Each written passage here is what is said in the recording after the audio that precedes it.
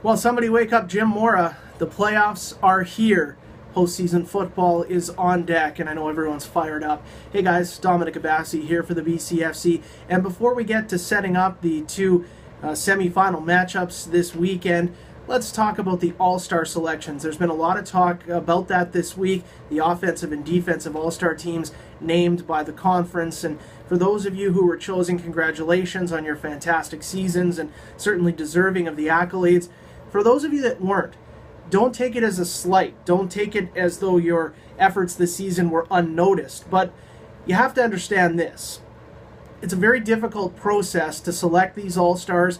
We ask all the coaches, there are other members of the media and people in the league, including myself, who are on the All-Star selection committee. It is not easy to do, and there are some challenges that we face. Of course, not everybody has seen every single player compete for 10 weeks. Some may have only seen a player compete once or twice, so that's one thing to take into account. I've seen some comments online, how could you miss this guy? How was he not an All-Star? And you have to understand that the people making the choices aren't competing side by side with these players for 10 weeks of the season. So we don't have maybe the insight or the first-hand experience that you might have into how deserving your teammate is. Doesn't mean they're not an all-star caliber football player. So just wanted to sort of put that out there about the all-star selections. At the end of the day, we know it. It's a cliche, but it's true. Those awards, individual stuff, they mean nothing. And the big award that everybody should be competing for is finally up for grabs, and we now start the tournament to get our hands on the Cullen Cup first, and then ultimately try and get the hands on that Canadian Bowl trophy as well. Let's take a look at the matchups this weekend for the playoffs. First, Saturday night in West Shore, the Rebels hosting the Langley Rams. Some of the stats from the two games in the season series: the Rebels won both, 29-5 in Week 4 and 33-28 in Week number 8.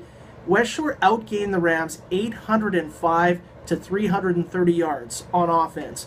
The Rebels weren't held under 350 in any game, and the Rams didn't gain more than 180. Now, those are just stats. They don't mean everything, but they are certainly telling to me.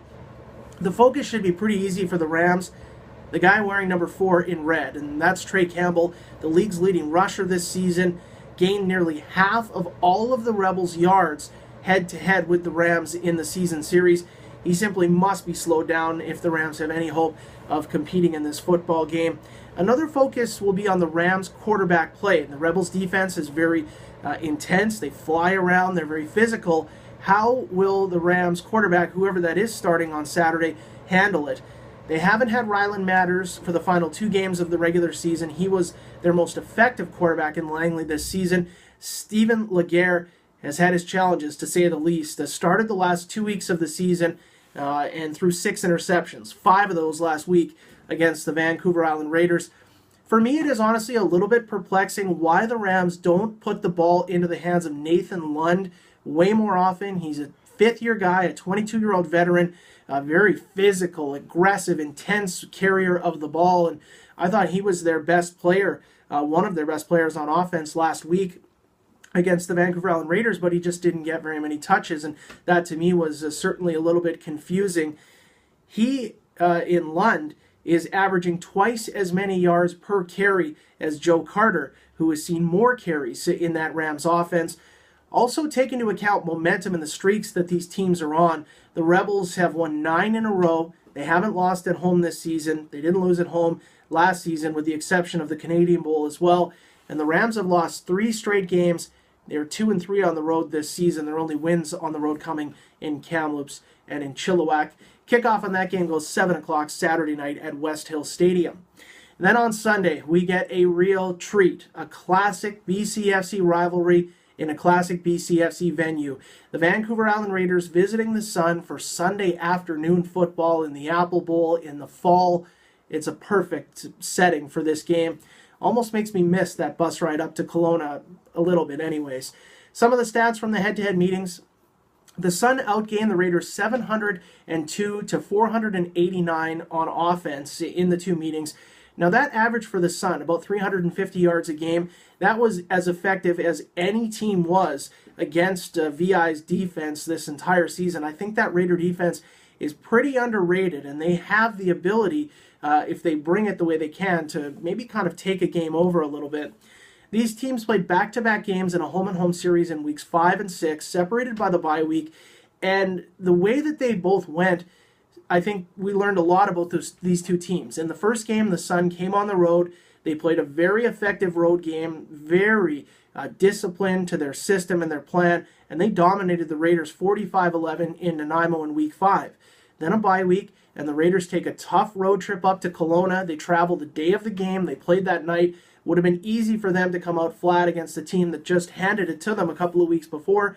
Instead, VI earns a gutsy 31-all tie in the Suns' house with a late score and a late two-point conversion as well. So very telling about the character, I think, of the Raiders and how close this matchup really is.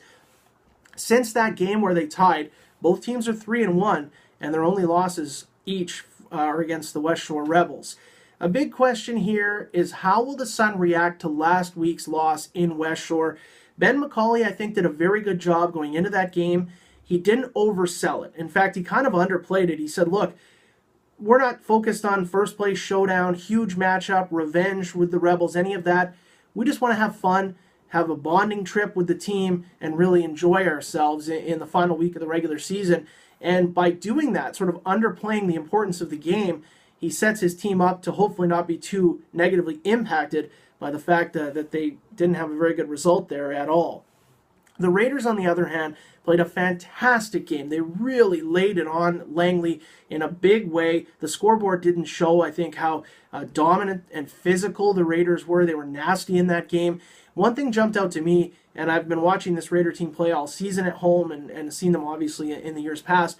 That was the most intensity, physicality, and energy from the sideline to the players on the field, the coaching staff, all of that I've seen from the Raiders. In fact, I was talking to a Raider alumni on the way out of the park, and he said to me, that's the most energy and intensity I've seen this team bring in several seasons. And this is a guy who follows the team. So that is something to note, that the Raiders seem to be peaking at the right time of the year. There's an element of home field advantage, obviously, for the Sun here, perhaps a little bit negated by the fact that the Raiders earned a tie there earlier this season. But VI will be out of routine because they'll do something they haven't done all year, and that's travel the day before the game. In the playoffs, the BCFC foots the bill for team travel. So the Raiders will travel before the game on Saturday. They'll stay in a hotel, and they haven't done that all season long. Trust me, from experience, that can be distracting for players in their focus and their preparation if it's not handled the right way. Should be a close game on the weekend. I think that for me it could really go either way, and it will come down, I think, to how the quarterbacks play on both sides of the ball. That'll be a big factor in this game as well. This one gets going at 1 o'clock in Kelowna on Sunday. Don't miss any of the action this weekend. That would be a huge mistake. You can catch it all at bcfctv.com, powered by Remax, and follow us on social media as we will be releasing our major award winners shortly here. So make sure you keep your eyes locked. For the BCFC, I'm Dominic Abassi.